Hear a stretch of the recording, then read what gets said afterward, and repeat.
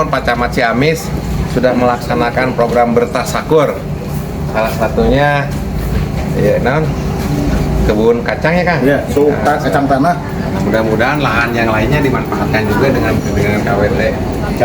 Hari ini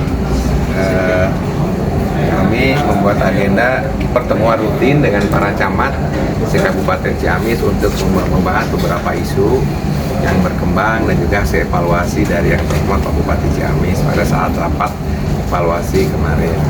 Salah intinya adalah peningkatan kembali pembinaan terhadap penyelenggaraan pemerintahan desa, memfungsikan kembali peran camat di wilayah dalam rangka pembinaan untuk penyelenggaraan pemerintahan desa. Itu yang pertama. Yang kedua juga memfungsikan kembali peran camat dalam beraktivitas di wilayah kerjanya masing-masing, khususnya harus lebih mengetahui lagi di mana ada masyarakat yang dikategorikan miskin ekstrim. Jelas di mana ini Pak adresnya. Kedua, stunting. Sekarang kan bukan lagi sosialisasi, tetapi udah action. Itu yang ketiga, ada program lagi mengenai jabarnya Kaindo yang diimplementasikan dengan Ciamisnya Kaindo. Mudah-mudahan Pak Camat bisa berikan informasi dan mengumpulkan data dan memapping ya, memetakan di mana saja para ibu atau para orang tua yang memang jompo dan keterbatasan ekonomi sehingga bisa dibantu secara pribadi baik oleh perangkat pegawai ASN di kecamatan maupun di SKPD yang ada di wilayah dekat rumahnya. Kemudian juga ada lagi beberapa yang diinformasikan mengenai disiplin pegawai, ada tepat waktu dan berpakaian yang rapi baik oleh perangkat kecamatan maupun oleh perangkat desa.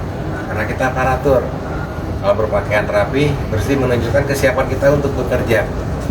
Bagaimana masyarakat bisa percaya dengan kita kalau kita berpakaian asal-asalan, gondrong, nah seperti itu. Dan yang terakhir, ada beberapa kebijakan MBG juga, ini salah satunya bertasakur. Mudah-mudahan kami informasikan bagaimana memerankan para KWT, para petani milenial yang bisa memproduksi bahan pangan yang bisa dijual ke dapur-dapur sekitar wilayahnya, sehingga tidak ada lagi tanaman yang dapat ditanami di Kabupaten Ciamis. Ya, prinsipnya tidak ada tanah yang tandus. Yang ada itulah kemauan kita untuk nagok atau jongkok, nagok dengan tanah melata tangkalan 1 jam, tumbuh tunas, tumbuh bunga, tumbuh buah. Nah, seperti itu yang paling penting. Jadi ada multiplier efek dengan adanya MBG seperti itu.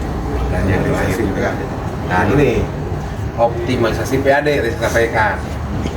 Kita tahu bahwa pertama PBB juga harus disosialisasikan. Sekarang mah bukan musim lagi sosialisasi, musim lagi bergerak sekarang mah. Musti baheula sosialisasi mah musim bergerak musim lagihan. 1 PBB, 2 pajak kendaraan.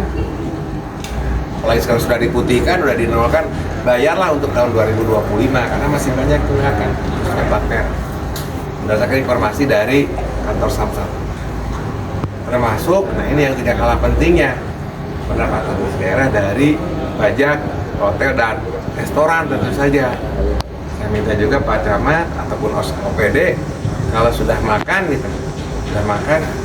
di restoran atau tempat makan, tolong berteriaklah untuk ditambahkan pajak pembangunannya atau pajak 10%-nya karena sudah merasa memanfaatkan atau kita udah jajan di sana, sehingga masyarakat tahu bagaimana yang baik memiliki kewajiban untuk membayar pajak hotel dan restoran. Itu termasuk UMKM, warung-warung kecil atau toko-toko kecil yang memang sudah dikategorikan bisa memungut pajak hotel dan restoran seperti itu. Potensinya besar ya? Sangat besar sekali, banyak gitu ya, seperti itu. Dan harus dibudayakan, harus Yang membayar pajaknya bukan UMKM-nya, tetapi masyarakat penerima manfaat dari UMKM tersebut. Jadi yang makannya bukan UMKM, yang memungutnya. Sehingga mudah-mudahan, karena Bupati sering menyampaikan bahwa tidak mungkin kita bisa melaksanakan pembangunan kalau emang kita nggak punya uang. Itu Panginten, mudah-mudahan camat bisa menjadi motor penggerak di wilayah. Saya yakin bisa. Seperti itu Panginten.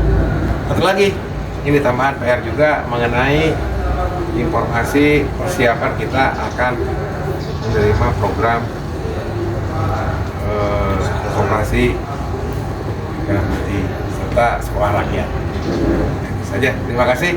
Ya, Assalamualaikum warahmatullahi wabarakatuh.